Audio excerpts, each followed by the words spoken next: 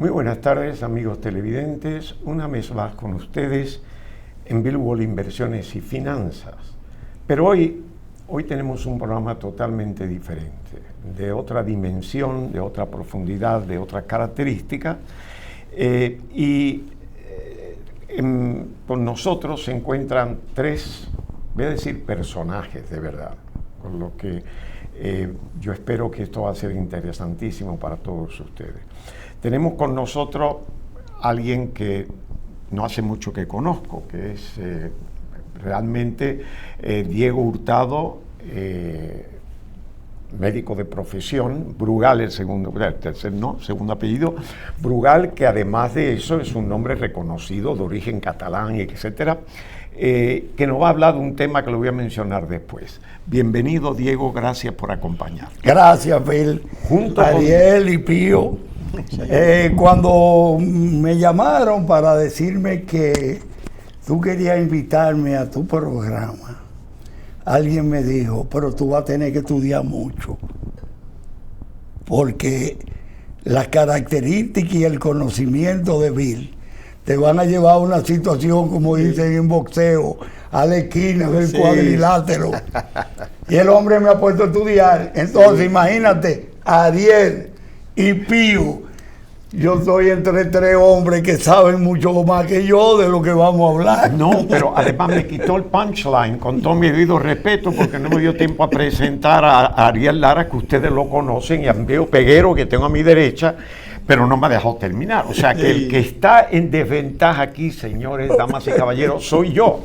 Pero, como ustedes ven, esto es un conversatorio. Sí, claro que sí. Y el tema que tenemos, esto es como si tuviéramos...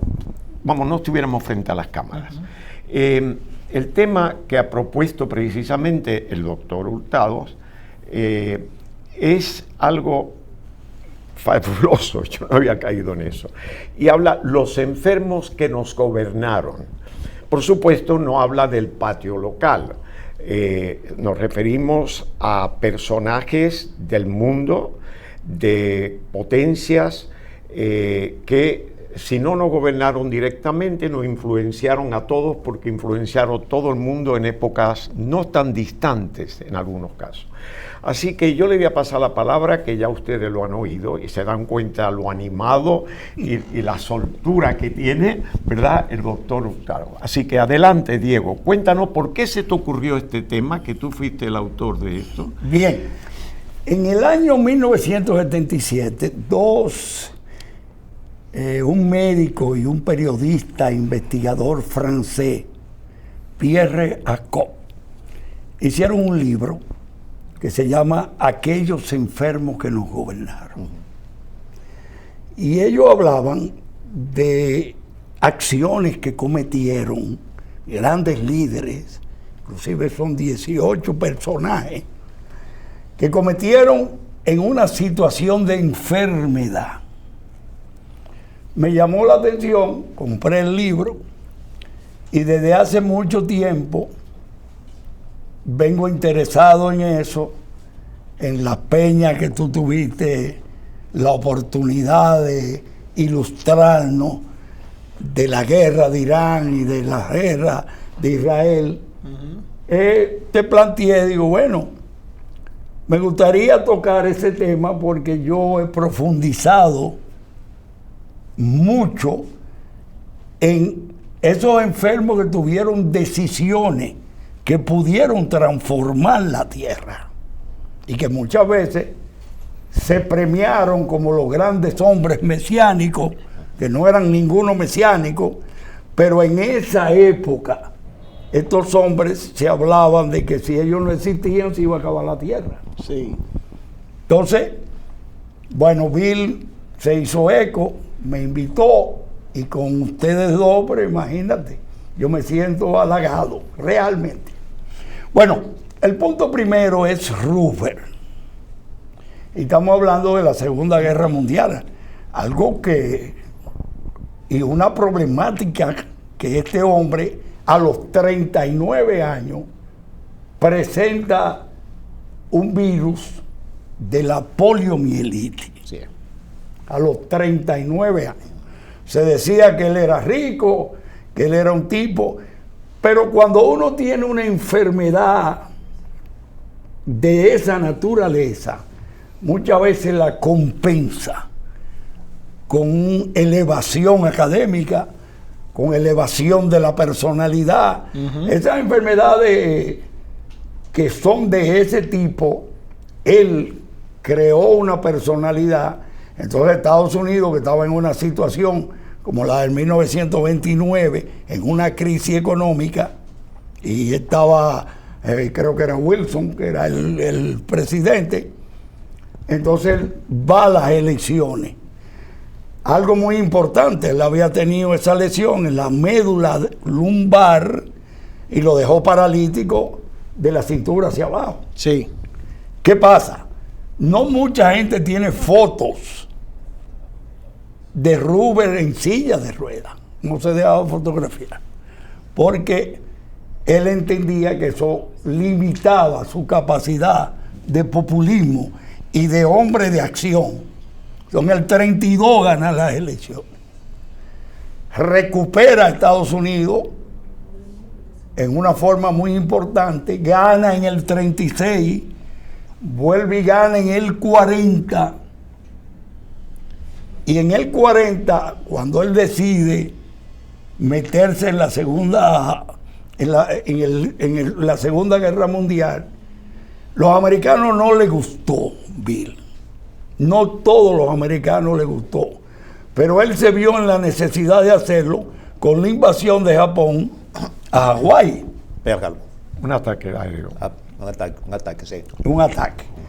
Entonces, bueno, ahí comienza él a tener una serie de problemas de tipo cardiovasculares. Ya él ahí era hipertenso, con una hipertensión que en esos tiempos no se controlaba. Tenía desorden alimenticio, o sea que comía mucha grasa, comía mucho esto, y tenía un médico particular, McIntyre, se llamaba su médico, que siempre los presidentes americanos usaban un médico particular militar, porque la milicia son discretos, no hablan, no van a la televisión, no presentan nada.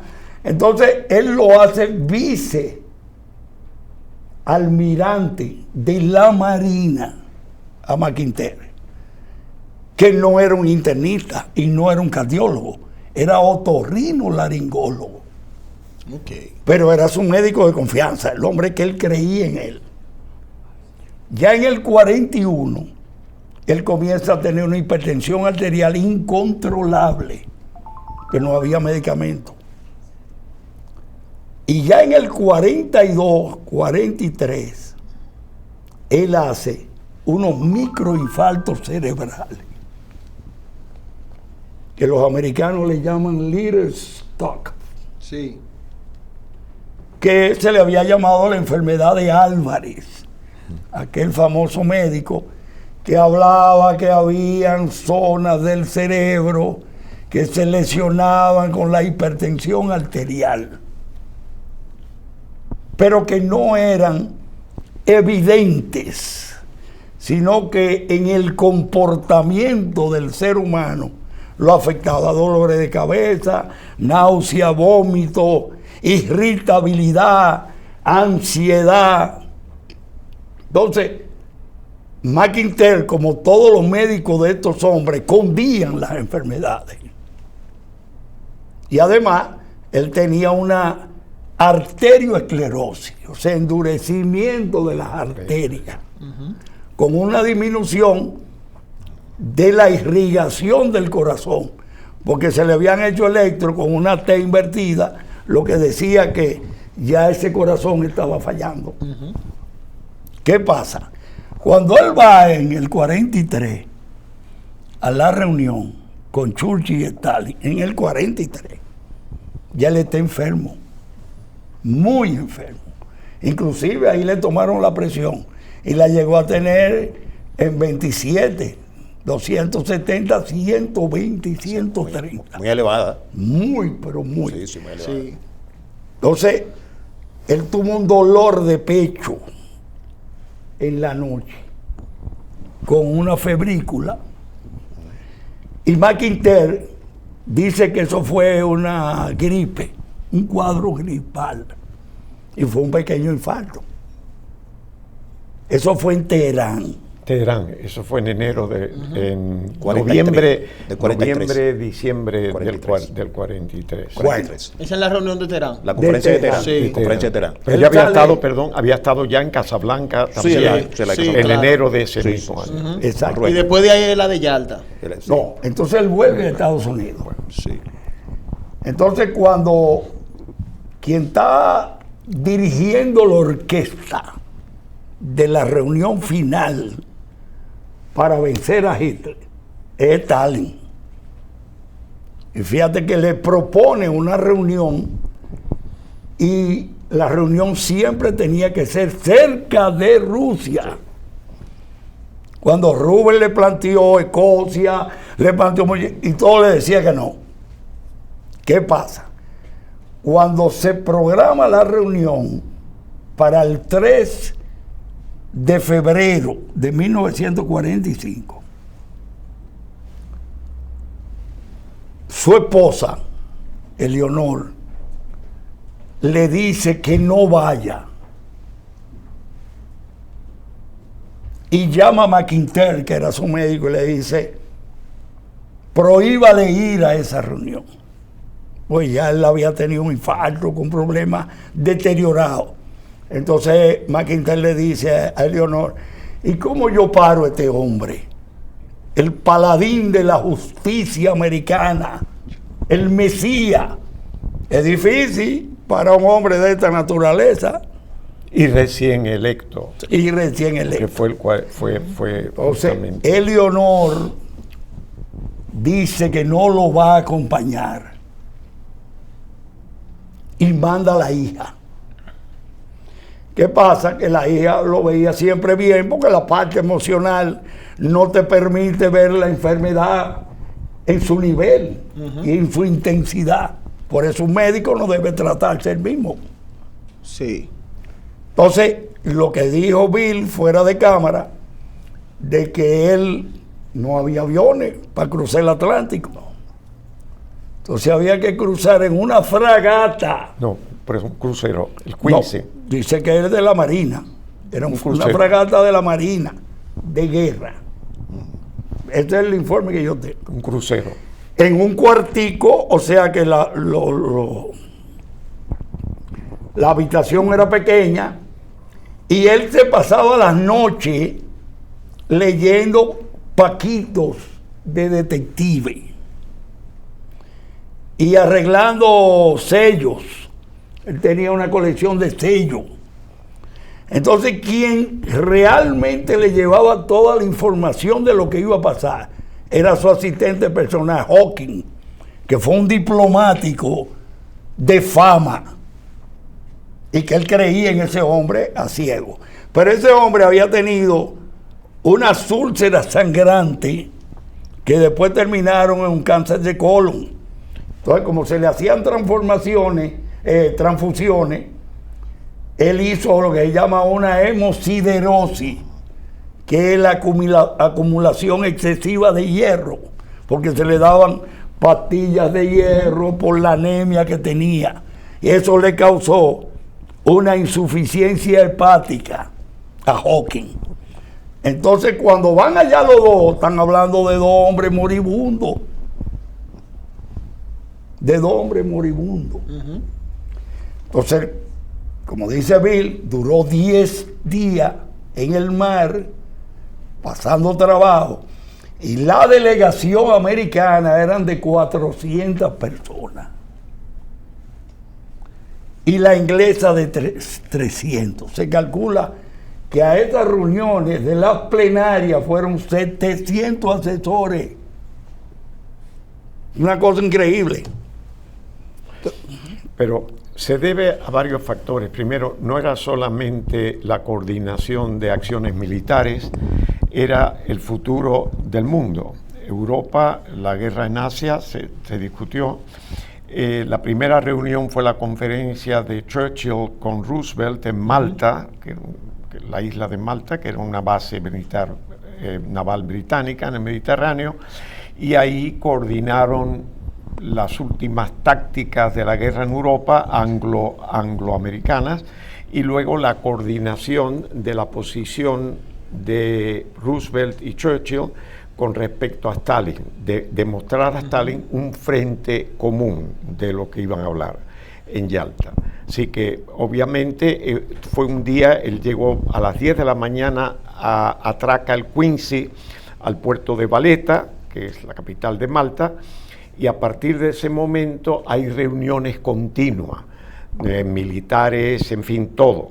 Y él pasa esa noche ahí, finalmente tarde le dan un descanso y es por la mañana del día siguiente que sale en el vuelo, en el DC-54, al aeropuerto de Saki, en Crimea, un vuelo que tuvo un viento en contra, que duró 12, 13 horas volando, y llegó a Saki, y de Saki lo recibieron, le rindieron honores las tropas rusas, tuvo que pasar revista en un jeep a las Fuerzas Armadas, y de ahí en vehículos rusos cruzar a través de un territorio montañoso. Había nieve, había una temperatura en Yalta de 7 grados Celsius, porque recuerden que era el mes de febrero, y un viaje muy incómodo, muy frío, un hombre que, como bien dijo el amigo Diego, no podía caminar, ya enfermo, y finalmente pues logra llegar a la reunión en Yalta. Bien. Okay. Cuando llega... Perdón, doctor, hay algo que usted dijo ahorita que para mí es fundamental, muy importante, cuando usted habla de que Hoskin, que era el asistente personal de Roosevelt, es decir, fue un diplomático de alto nivel, duró 12 años siendo asistente del presidente, y un hombre que, además de la enfermedad que tenía el presidente, que tenía un problema, tú sabes, que no podía caminar, tenía ya hipertensión descontrolada, como usted acaba de decir, pero también entonces su asistente, John Hoskin, tiene problemas de salud. Estaba más enfermo que él. Entonces, estamos hablando de que eran prácticamente 2 personas en estado de salud bastante crítico que fueron a esa reunión, una reunión de alta importancia, porque ahí se iba a, digamos, a diseñar lo que fueron las estrategias y lo que era la Europa de la posguerra, y la estrategia que iban a tratar o iban a diseñar los Estados Unidos y Gran Bretaña frente a Stalin, que para ese entonces era el presidente de la Unión Soviética, que serían los 2 países que después de la Segunda Guerra Mundial se iban a disputar precisamente lo que era la hegemonía mundial. Pero hay un punto, Ari, sí. Pío. Cuando Roosevelt, fíjate que el primer día de la plenaria duró 5 horas. Sí. Y él no estaba. Él duró 1 hora y media. Y hay que hacer una aclaración aquí.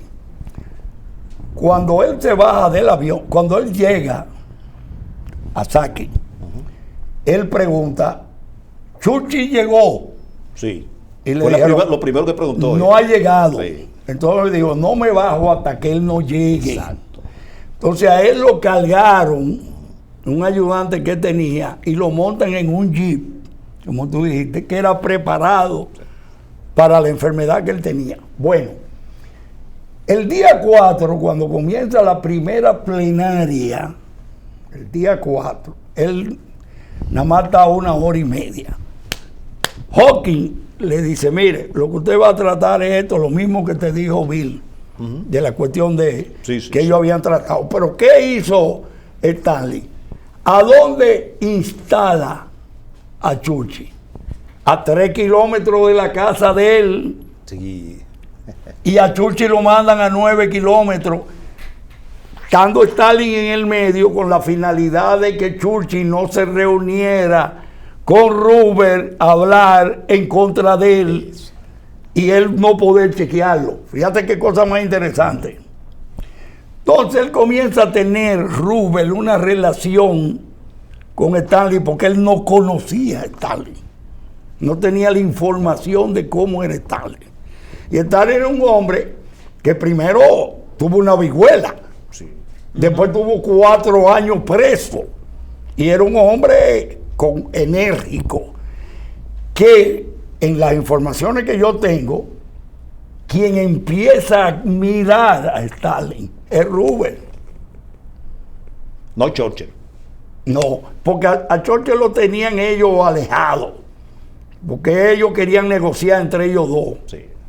Entonces, Y miedo a la sapiencia. ahí hay unas declaraciones claro, del mismo sapiencia de Roosevelt que dice que aquel hombre era un hombre enérgico, un hombre de pantalones, un hombre militar, un hombre... Comienza a hablar bien. ¿Qué pasa? Esta gente de noche se daban una cena de francachela, caviar, Sí, claro. coñac, champaña. Eran una fiesta de pagana, como diríamos. Se hacían toda la noche. Bueno, siguen las negociaciones muchas veces se dormía Roosevelt en las reuniones, se iba porque ya tenía sus lesiones cerebrales y quien lo mantenía al tanto era Hawking. Y ya al final, el día 10, porque el 11 fue que terminó Sí. que se deciden, bueno, le dice Roosevelt, ¿y qué me toca a mí? Así a la franca, Bueno, a ti te toca el Pacífico. Entonces yo me quedo con esto, me quedo con lo otro. Y al final dice Churchill, ¿y a mí qué me van a dar? Dice, bueno, pues quédate con el África, quédate con la India y quédate con Australia. O sea que estamos repartiendo. Sí.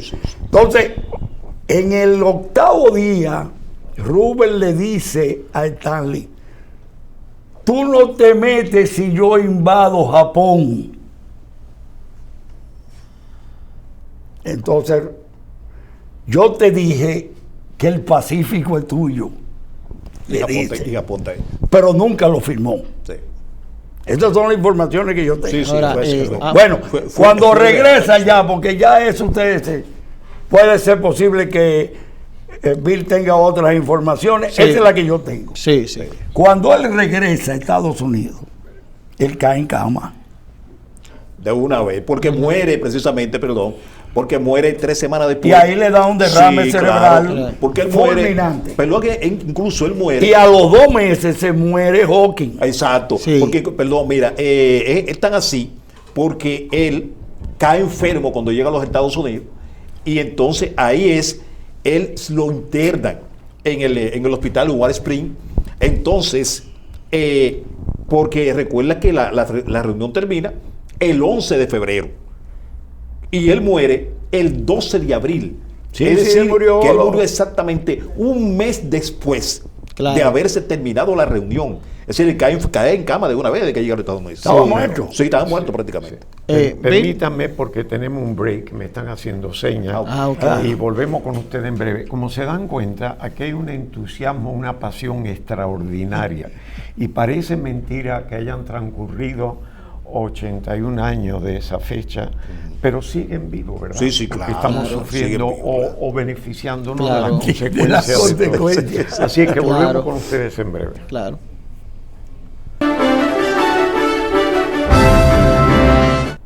Bien, pues estamos con ustedes de nuevo y le vamos a pasar la palabra a Ariel, que tienes un comentario. Por favor, Ariel, adelante. No, estaba escuchando los maestros y uno aprende con los maestros. Mire, en el tema de Japón, usted que citó el Pacífico, yo quiero dar un dato muy interesante que tuvo que ver con una reunión entre, en ese momento, Franklin Delano Roosevelt y también Hawkins, que era su asesor político. ¿Qué pasa? Ahí se discutió en un tiempo antes del ataque de Pearl Harbor y antes de esa reunión, Japón tuvo su primera derrota naval en 1942 Que fue en la Mariana. en la Mariana y fue y fue propiciada por los Estados Unidos de Norteamérica. ¿Qué pasa? Uno de los que estuvo ahí era cercano, que era Paul Tibet, era muy cercano a Paul Tibet, que fue el que pilotó el Enola Gay. Él fue el que pilotó el Enola Gay, que tiró la bomba en Hiroshima y Nagasaki, pero que también él fue asesor en términos militares en el tema de la primera derrota naval que se le da a Japón en 1942, la batalla de Midway, pierde Japón luego de Japón ganar el Imperio de Japón 70 años corridos en batallas navales que no había perdido. La primera batalla naval se la propician los Estados Unidos de Norteamérica gracias a ese caballero y también a Charles Sweeney, el famoso Fat Man, que era rápido, que también era el copiloto en el tema del Enola Gay, que voló por encima de Hiroshima y Nagasaki y soltaron la bomba atómica. De ahí en adelante. Qué bueno traer tu personaje que casi no. De ahí en adelante, a partir del 7 de diciembre de 1941, domingo 7 de diciembre de 1941, cuando se produce el ataque a Pearl Harbor, los japoneses jamás volvieron a ganar una batalla. Pues recuerda que después viene la batalla de Midway, que la perdieron. Viene la batalla del tiro al pavo de la Mariana. También el de la Mariana. Se llamó en clave, que fue entre el 5 y el 11 de junio de 1942, que es donde se enfrenta la fuerza estadounidense aquí en el Pacífico contra la fuerza japonesa. Que eso le trajo dos problemas a Hideki Toyo, la navaja de Japón, que era un general que tenía poderes especiales que le dio el emperador Hirohito en ese momento, que él era que controlaba el Kenpentai de Japón, que era algo similar a la Gestapo de Alemania, y a los camisas negras de Mussolini. Esta era la policía personalizada de hacer todos los tipos de asesinatos contra los contrarios de Hideki Toyo. Entonces, esto mete en un primer problema a Hideki Toyo en Japón. Ahora, después de la pérdida de la batalla en 1942 de Midway propinada por la estrategia, incluso tuvo que ver mucho Hawking con eso, asesor principal de Roosevelt. Entonces, ahí empiezan a acumularle muchos datos a Hideki Toyo de Japón. Y entonces, cuando hacen los famosos juicios de Nuremberg, antes de los juicios de Nuremberg, él fue uno de los primeros, de la primera persona influyente de Pacífico en ser condenado a muerte en Japón. Y una cosa, Bill, perdón. Y fue por la pérdida prácticamente también, luego de que lanzaran la bomba atómica en Hiroshima y Nagasaki. Ya esto fue lo que rebosó la copa. Entonces el emperador Hirohito se apartó, le quitó los poderes especiales, y ahí es que le hacen un famoso juicio que anda en internet, que es público, lo pueden buscar, a Hideki Toyo de Japón, que entonces él es fusilado públicamente. Bien, hay algo importante en eso, es la destrucción de la fuerza naval japonesa. Incluso en ese entonces, en un periodo de tiempo, el Yamato, que el Yamato era el buque insignia de la fuerza naval de Japón. También 3 grandes portaaviones japonesas, el Iryu, el Sirio, el Akagi y el Kaga, 4. El Kaga fue hundido por los Estados Unidos y el Sirio también. Que ahí fue en esa batalla naval cuando dañan el Yorktown, de una manera que luego van a repararlo. Que ahí estaba el Yorktown, que fue el principal, uno de los primeros portaaviones que fue grandemente dañado por los ceros japoneses. Perdón, están confundiendo algo. La primera batalla naval, que fueron los aliados, no solamente los americanos solos, estaban buques australianos, británicos y ingleses, y ahí es una victoria japonesa clara. En Savo también fue una victoria, pero la primera batalla en el Mar del Coral, los americanos pierden Lexington, mucho antes de que lleguemos. Ustedes van muy acelerados que lleguemos a Midway. Porque nosotros señalamos la parte de Midway como la primera batalla perdida de Japón. Pero oficial, ese es el dato. Pero no fue precisamente por Hawking, fue porque los americanos descubrieron el código naval japonés. No fue Hawking. Hawking no era un dios que venía del cielo. Descubren por la isla, porque dan una señal los americanos de que van a fortalecer una isla en Marshall. Y responde a eso la flota japonesa. Entonces ellos le confirmaron que sabían que entonces los mensajes que tenía la flota japonesa, ellos lo descifraban. Sí, descifraron, claro. Y Que eso tenían se ya- llama y la comprobaron famosa por ahí máquina que Enigma. tenía. Exacto. Y ahí viene Midway. Y además, Sí, Yamamoto, los japoneses, en el concepto naval, eran muy complicados. Claro, sí, sí. Tenían portaaviones, tenían mejores aviones que los americanos en aquel momento, y sin embargo eran acorazados con una serie de Que en cosas muy esa complejas. parte ahí, Pero- para agregarle, ahí es que nace la famosa decodificación del código Tokio. entonces, Que esa parte, y cuando un ejemplo yo señalo la parte de Hawkins, no es como estratega militar, sino como un estratega político, aunque la estrategia fue de otra persona. Mira, sí, sí. Sí, porque pero ahí hay- quiero volver, Claro, porque aquí quiero aquí volver no, a no, lo vamos que decía a Diego Kennedy. de Sí, la vamos a Kennedy, no, sí, vamos, pero porque además estamos en enfermedades. sí, porque vamos un poco Ustedes se acelerados. van. Pero bueno, el No, hecho- te pone la enfermedad y a nosotros la ponemos los guerra, datos. no, porque no, ya- nosotros la curamos, tú por la enfermedad que aquí no somos médicos. Lo de Kennedy es más interesante. Sí, Bueno, más interesante. entonces, sí, que lo de entonces, Roosevelt. sí, Es cierto. el premio. Oye. De todas maneras, Ujú, ya edifíquenos. salimos de Roosevelt, no fuimos al entierro, que nos perdone, no pudimos ir, Sí. pero vamos a volver con el doctor Diego Hurtado y nos vas a hablar de Kennedy. Kennedy. John Fitzgerald Kennedy. Kennedy. Algo muy interesante. John Fitzgerald Kennedy, su papá se llamaba Joe, que invirtió mucho dinero en la campaña de Roosevelt. Oigan cómo. Era financiero de la campaña de No, Roosevelt. él te hacía negocio en el cine y era pretamita. Vamos a estar claros. Entonces, en la época del 29, él prestaba dinero, Sí, sí. hacía negocio, era un bostoniano, católico. Entonces invierte dinero en Roosevelt, que después Roosevelt lo hizo embajador. En el 37 lo hizo embajador en Inglaterra y hizo pronunciamiento a favor de Hitler y lo destituye. Eran demócratas. Eran Demócratas, la familia Kennedy y Roosevelt eran demócratas. Pero él empezó a admirar, Joe, a Hitler. Oh, qué dato. Entonces lo destituye. Sí. Pero él tuvo 9 hijos. Y Kennedy era el número 2 de los 9 hijos. De lo cual eran 9 hijos talentosos. A excepción de la hembra que tuvo una lesión en la columna vertebral y quedó parapléjica. Que John adoraba a esa hermana. Entonces, el primero muere. Entonces John era el individuo con el pelo ondulante, la sonrisa de queso, como dicen los americanos, aquel hombre simpático, deportista, inteligente, rico, culto, lo tenía todo. ¿Qué pasa? A los 18 años, él jugando, 19 años, jugando rugby, él tiene un choque y se lesiona una vértebra de la columna vertebral. O sea, la parte lumbar aquí. Bueno, esta lesión fue muy seria. Entonces, después se dice, no demostrado, que él tuvo choque en un carro que también agudizó más eso. Esa no está muy clara y muy demostrada, pero se dice.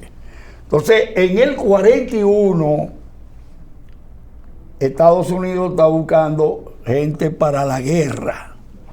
Él se presenta a la Armada para solicitar que él quiere pertenecer. Y lo rechazan.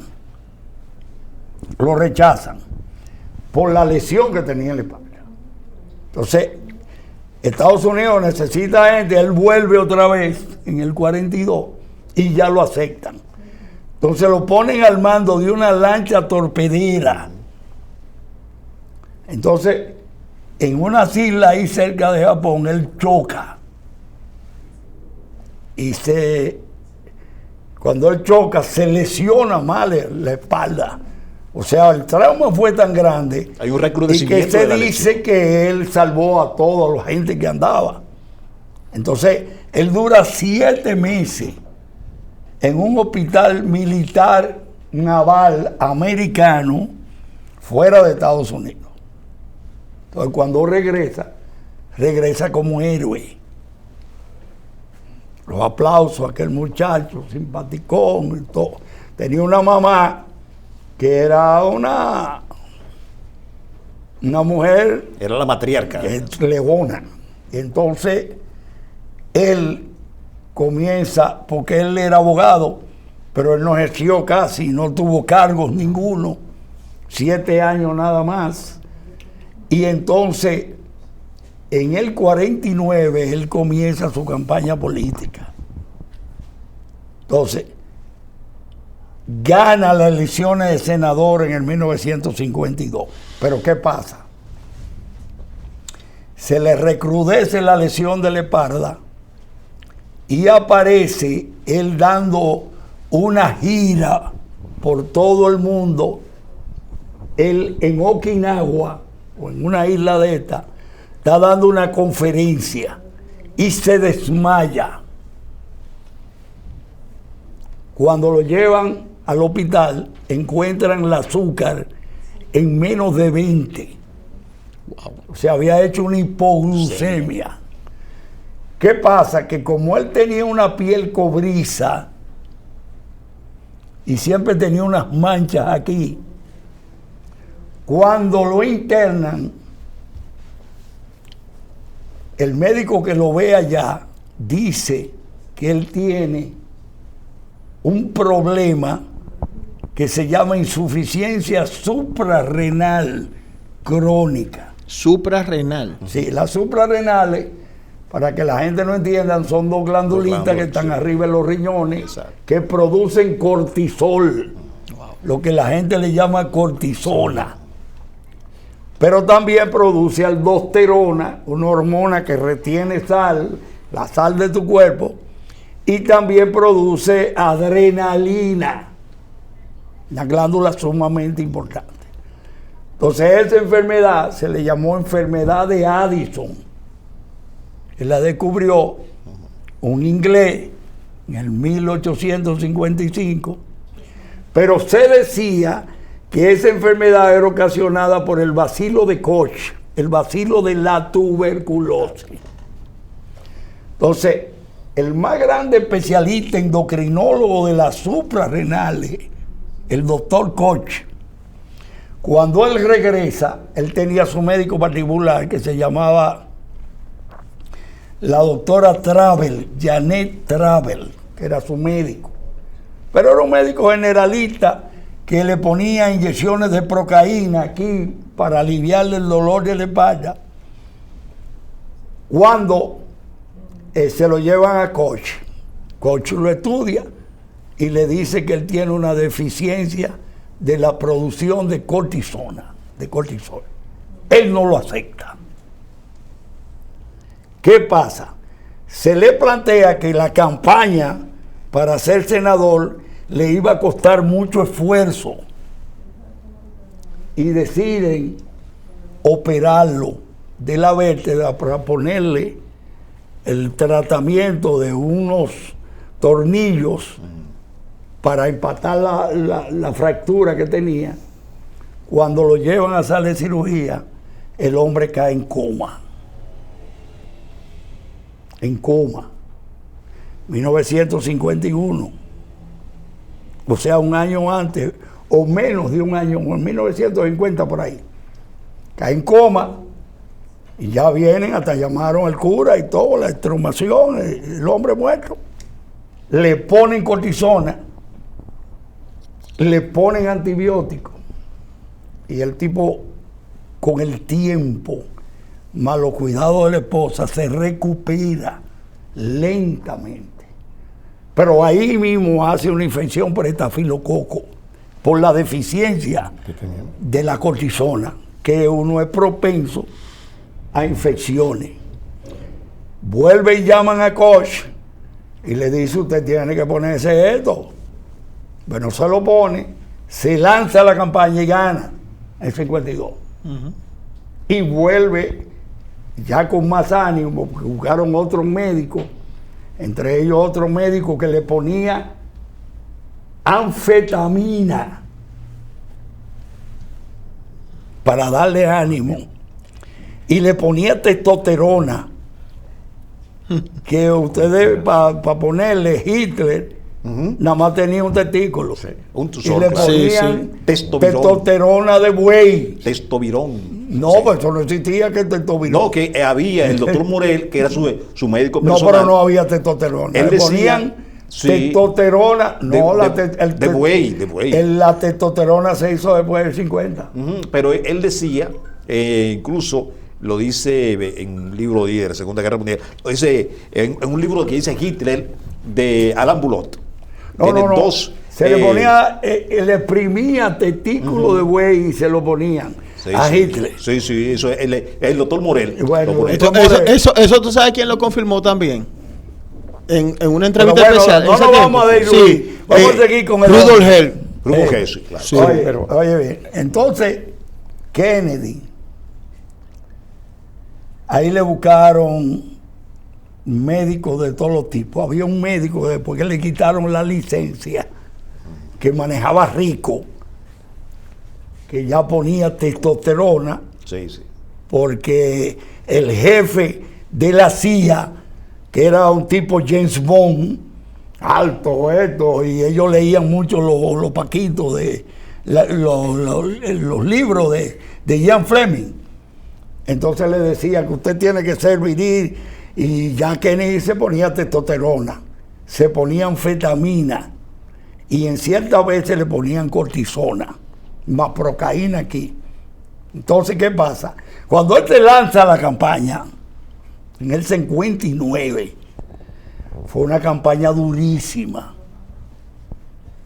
Permítame un momento, vamos a suspender un segundo en el quirófano este tratamiento, y volvemos con ustedes en breve después de esta pausa, por favor. Sí.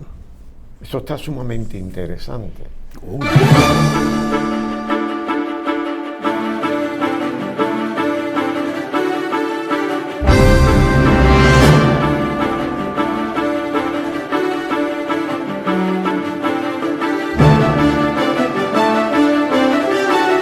Iba a decir que esto se pone bueno, pero esto está bueno desde que comenzó. Así que, como el tiempo no perdona, vamos a pasar de inmediato con el doctor Hurtado a que nos complete la historia de Kennedy, que realmente es fascinante. Y no debe Stalin después por otra cosa. Entonces buscan otro médico Ajá. que hacía cosas diabluras, que después le quitaron hasta el título, el IC4 y todo eso. Bueno, pero lo puso bien. Se lanza la campaña, una campaña tremenda, donde él tiene todas las de perder, pero su mamá se da cuenta que él le gusta a todas las mujeres, que este hombre es fascinante, Sí. y empieza a hacer lo que ellos le llamaron el cara a cara, ir a las casas de la gente. Entonces iban en grupos de mujeres, buena moza, rubia, de color, lo que tú quieras. Iban a cada casa, a cada joven, a cada a pedirle su voto, que después lo hizo Amiro Pérez aquí, en la vacunación donde yo estaba. En vez de nosotros pedirle a la gente que fuera a vacunarse allá, nosotros íbamos a la casa de la gente. Que ahora en política así que se No, hace. eso es una estrategia política. Una claro. Bueno, Tipo testigo de y Jehová. el hombre dormía en donde quiera, conoció lo que eran las minas, la pobreza. Ese hombre se dio una vuelta por casi un año, Un baño de pueblo. pero el pueblo estaba agotado. Bueno, gana las elecciones, porque en cuatro que tuvo con Nixon, las 4 presentaciones Sí, se las sí, ganó las 4. Sí, los debates. Porque iba buen mozo, y Sí, el sí. otro iba sudoroso, que yo qué. Bueno, la cuestión es que le gana, y le ganó nada más por 100,000 votos, de 62 millones de americanos que votaron, Wow. Sí, nada sí, más por 100,000 votos. muy poco. Cuando llega, él es un joven, tiene 42 años, inexperto, Y ya el presidente anterior tenía en plano los invasores cubanos que estaban preparándose en Guatemala. Y eran solamente 1.800. Entonces le llevan eso a Kennedy. La CIA le dice que por dónde que se va a invadir a Cuba. Entonces, la CIA plantea que se invada por Trinidad, que eso no lo sabe mucha gente. Y Kennedy dice que en Trinidad hay mucha gente y que va a morir mucha gente. Que es mejor que sea por Bahía de Cochino, que es una zona montañosa, que qué sé yo qué cosa. Pero la asesoría que le dan es una asesoría mala porque era la gran popularidad de Fidel. Y Fidel tenía 25.000 hombres para esperar 1.800. Había otro punto ahí, doctor, y es que Kennedy, para evitar la repulsa internacional, retiró el apoyo aéreo. Que si no se le retira. No, porque él dijo, yo no meto a un americano en Cuba. Perfecto, pero por eso, entonces, si Kennedy no le retira el apoyo aéreo a los milicianos que iban a desembarcar en el aeropuerto cubano, quizás el resultado hubiera sido otro. No, eso era un fracaso. Bueno. Que hay una parte también. Eran 25.000 hombres esperándolo ahí. No, pero si Estados Unidos me metía a venir una guerra con Rusia. Pero claro, quizás todavía no. Porque que eso fue un entretenimiento. Sí, pero fíjate que recuerde que eso fue digamos, pero mira el otra estallido cosa. De lo que fue el presidente anterior tenía, crisis. tú dijiste el otro día que siempre existían consejos. ¿Consejos de qué? Consejo de defensa. Es claro, sí. Claro. Entonces, Kennedy lo quita. Claro, pero ese ¿Tú sabes quién creía Kennedy? Esa parte ahí, ¿En quién doctor, creía Kennedy? El Robert, su hermano. Claro, Robert Kennedy. Robert, su hermano. Sí, pero una que parte. Robert, su hermano, inclusive hasta las amantes de Kennedy. Sí. Estaba la Campbell. Claro. Janet Campbell. Sí. Digo, Judy Campbell. Pero otra amante de Kennedy. Que era la amante del jefe de la mafia. Pero también hubo otra amante de Kennedy. No, hubo otra que nació en Berlín. Marilyn Monroe se supone que era amante de Kennedy. No, pero estoy hablando, Marilyn Monroe no tenía incidencia. No, claro, eso no. O sea, estamos hablando que después que Robert le quita le desaparece, él se mete con otra muchacha que había nacido en Berlín Oriental y que se vino a Estados Unidos y que se consideraba doble espía, que Robert llama a Hoover para que le meta los teléfonos, y después que se dan cuenta que no es doble espía, él se la deporta, Robert se la deporta otra vez. Pero ya Kennedy, en el discurso de toma de posesión, dice que él nada más va a un periodo. Porque él está tan malo que él nada más dice que va a un periodo. Pero la política no es aditiva. La política es mucho más que aditiva. Eso es algo insaciable. Entonces tú ves que ya él, estando mejor en tratamiento con un fisio que buscaron, un médico fisio que era alpinista, que lo puso a hacer ejercicio, le buscaron aquí una mecedora. ¿Ustedes no se acuerdan de eso? Sí, le sacaron una mecedora a él. Entonces ya ahí en el 63, él se lanza a la campaña otra vez. Sí. Porque la política es afrodisíaca. Oigan el término que yo estoy usando. Sí. Afrodisíaca. Sí. Lo que sucede es que Kennedy no estaba preparado para ser presidente de Estados Unidos. Era un muchacho joven, tú lo describiste muy bien al comienzo del análisis de Kennedy. El mundo tenía una situación muy delicada. Muy delicada. La ubicación de misiles. Sí, Nikita Khrushchev se lo come. Claro que Era sí. un paseo. Claro que sí. Llegaba. La Bahía de Sí, en ese momento sí. Y después va, él después va a París, pero no, a Viena. Sí, pero también hubiera. Y en Viena, pero mira, ahí se dijo, ¿qué dijo De Gaulle de él? Sí. Es un muchacho. Sí, mira, claro. Ímpetu. Pero usted sabe que la Bahía de Cochino fue el detonante de la crisis de los misiles. No, pero eso vino después. No, pero eso vino después. No, Eso vino después. pero mira, tú sabías, No, eso vino mucho después. usted sabía que él tenía una mirada muy interesante a Haití en ese momento. Y el momento de Cuba lo desenfocó de Haití. Y ahí es que Duvalier capitaliza con el tema de la ampicilina y envuelve un pueblo entero. No, pero estamos hablando de Cruchet.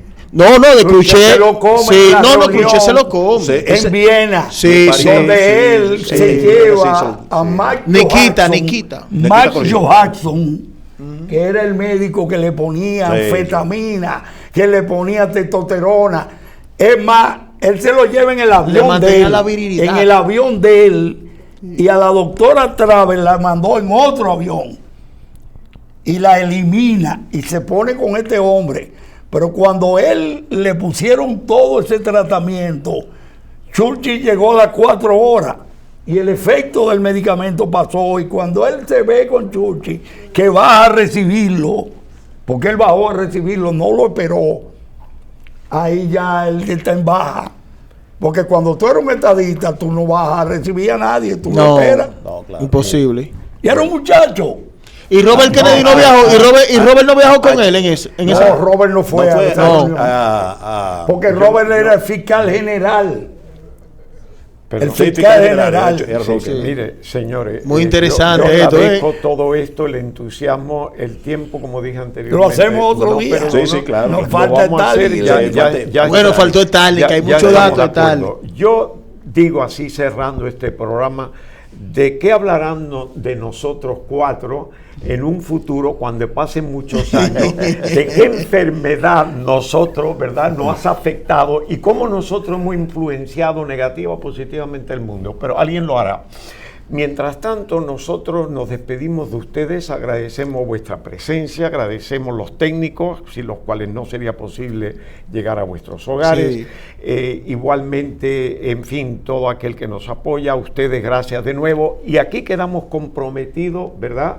Pío, por favor, tú, Ariel, y tú, que fabuloso, nos has dado, yo ya voy a cuidar la salud a partir de ahora, pero les voy a decir a todos que estamos comprometidos para ir a la segunda sesión de este programa. Sí, hay que tenemos hacerla. personajes como Stalin, ¿verdad? Sí, Que es interesante porque siempre lo vemos desde el punto de vista de los hechos militares, hechos políticos, financieros, y olvidamos el elemento propio del ser humano, de cómo actúa el ser humano si está influenciado por una enfermedad que lo domina. Y la decisión. Así que yo espero que hemos dejado esta inquietud con ustedes y le prometemos, vamos a hacer una fecha que nos pondremos de acuerdo acá.